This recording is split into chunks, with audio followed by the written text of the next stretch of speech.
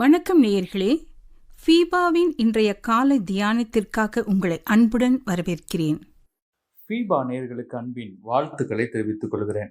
இந்த நாளிலும் ரோமருக்கு எழுதின நிருபம் 14வது அதிகாரம் முதல் 12 வசனங்களிலிருந்து நாம் கர்த்தருடைய வார்த்தையை தியானிக்க இருக்கிறோம்.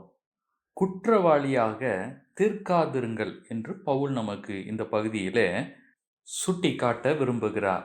யூதர்கள் தங்கள் மத அனுசரிப்பை கொண்டு புறஜாதியாரை குறைவாக எண்ணி குற்றப்படுத்தினர். எவைகளில் அவர்களை குற்றப்படுத்தக்கூடாது என்பதை பவுல் இந்த பகுதியிலே நமக்கு எழுதுகிறார். எனக்கருமையான கர்த்தருடைய பிள்ளைகளை, இந்த காலங்களிலும் குற்றப்படுத்துகிற அந்த சுவாபம் நமக்குள்ளே இந்த நாட்களிலே பெருகி கொண்டிருக்கிறது. ஒருவரை ஒருவர் நாம் குற்றப்படுத்துகிறோம். ஒருவர் செய்கிற காரியத்தை இது சரி, இது தவறு என்று நியாயம் தீர்க்கிறவர்களாய் நாம் மாறிக்கொண்டிருக்கிறோம். எனக்கருமையானவர்களே, மனிதர்களை நாம் பார்க்கும்போது நம்முடைய பார்வையிலே பலவிதமான குற்றங்களை நாம் பார்க்க முடியும். அவர்களிடத்தில் சில நன்மைகளையும் நாம் பார்க்க முடியும். ஆனால் நியாயம் தீர்க்கிறவர் கர்த்தராகிய இயேசு கிறிஸ்து ஒருவர் மாத்திரமே. விசுவாசிகளாகிய நாம் ஒவ்வொருவரும் மற்றவர்களை குற்றவாளிகளாக தீர்ப்பதற்கு நமக்கு அதிகாரம் கிடையாது. கர்த்தரே நியாயம் தீர்க்கிறவராய் இருக்கிறார். நம்முடைய வாழ்க்கையிலே நாம் கடந்து வருகிற பலவிதமான மனிதர்களை, விசுவாச குடும்பங்களை நாம் சந்திக்கும் போது அவர்களிடத்தில் காணப்படுகிற குறைகளை, குற்றங்களை பார்த்து நாம் அவர்களை நியாயம் தீர்க்க அவசியமில்லை.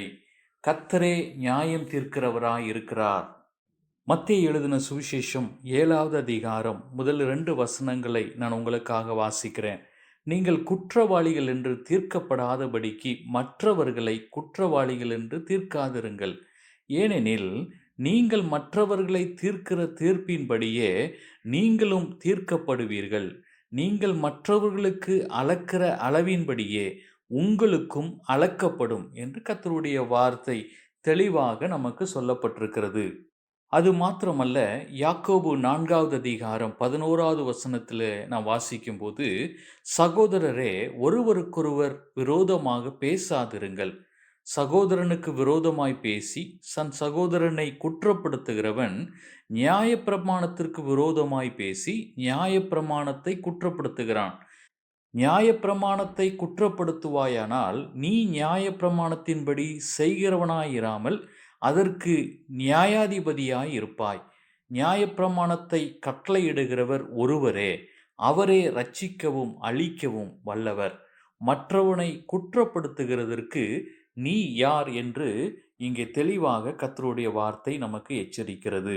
எனக்கருமையானவர்களே, ஆகவே அப்போஸ்தலனாகிய பவுல் இங்கே ரோமருக்கு எழுதும்போது 3வது அதிகாரத்தில் முதல் 12 வசனங்களிலே 3 காரியங்களை அங்கே குறிப்பிடுகிறார். ஒன்று, புசிப்பதில் குற்றப்படுத்தாதிருங்கள். சில விசுவாசிகள் விக்கிரகங்களுக்கு படைக்கப்பட்டவைகளையும் பிற உணவு பதார்த்தங்களையும் புசித்தார்கள்.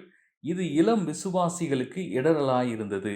சாப்பிடுகிறவர்களோ சாப்பிடாதவர்களோ ஒருவரை ஒருவர் குற்றப்படுத்தக்கூடாது என்கிறார் பவுல். குறை உள்ளவர்களையும் தேவன் ஏற்றுக்கொண்டதால் நாமும் அவர்களை ஏற்றுக்கொள்ள வேண்டும்.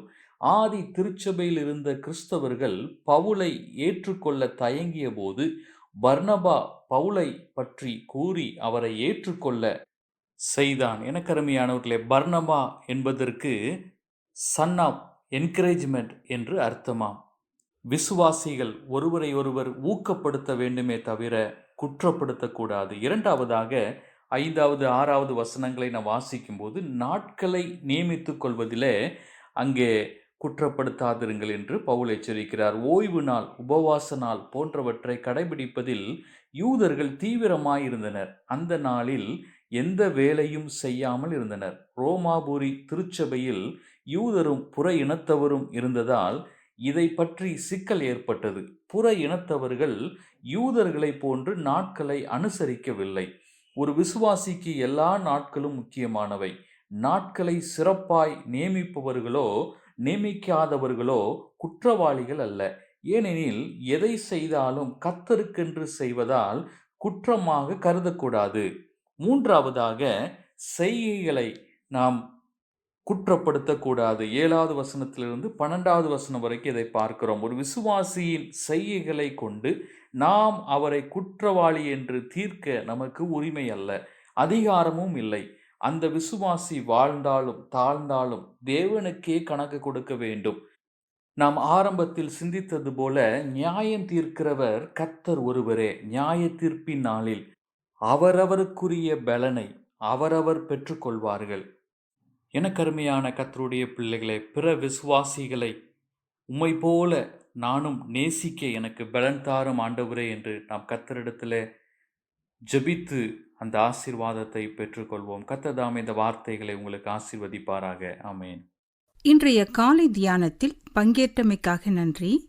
உங்களது கருத்துக்களை பகிர்ந்து கொள்ளவோ மேலும் விவரங்கள் அறிந்து கொள்ளவோ 9458585042 என்ற எண்ணிற்கோ அல்லது info@fibaonline.org தொடர்பு கொள்ளவும். தேவன் தாமே உங்களை ஆசீர்வதிப்பாராக. ஆமேன்.